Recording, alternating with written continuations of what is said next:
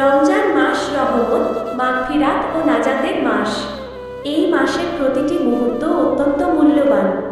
রমজানের প্রথম 10 দিন রহমতের দশক হিসেবে পরিচিত। এই সময়ে আল্লাহর রহমত লাভের জন্য কিছু বিশেষ ইবাদত করা যেতে পারে। 1. বেশি বেশি কুরআন তিলাওয়াত করা। রমজান মাসে কুরআন নাজিল হয়েছে, তাই এই মাসে বেশি বেশি কুরআন তিলাওয়াত করা অত্যন্ত ফজিলতের কাজ। 2. তারাবিহ নামাজ আদায় করা। রমজান মাসে তারাবিহ নামাজ আদায় করা সুন্নত। এই নামাজে কুরআন তিলাওয়াত করা হয় এবং আল্লাহর কাছে ক্ষমা চাওয়া হয়। 3. বেশি বেশি দোয়া করা। রমজানের প্রথম 10 দিনে আল্লাহর রহমত লাভের জন্য বেশি বেশি দোয়া করা উচিত।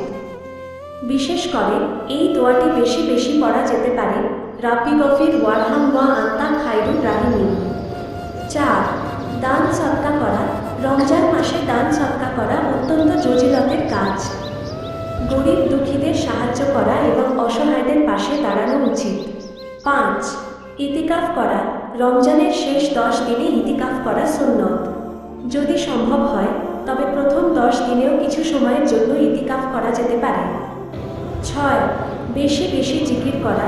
রমজান মাসে আল্লাহর জিকির করা অত্যন্ত ফজিলতের কাজ।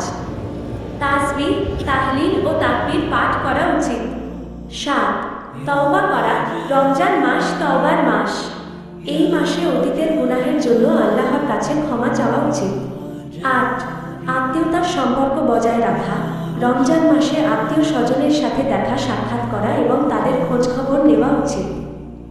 9. ভালো কাজ করা।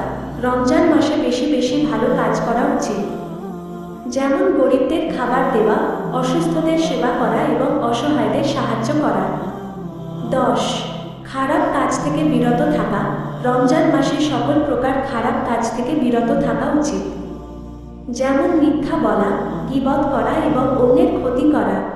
রমজানের প্রথম 10 দিন আল্লাহর রহমত লাভের বিশেষ সময়। এই সময় বেশি বেশি ইবাদত করে আল্লাহর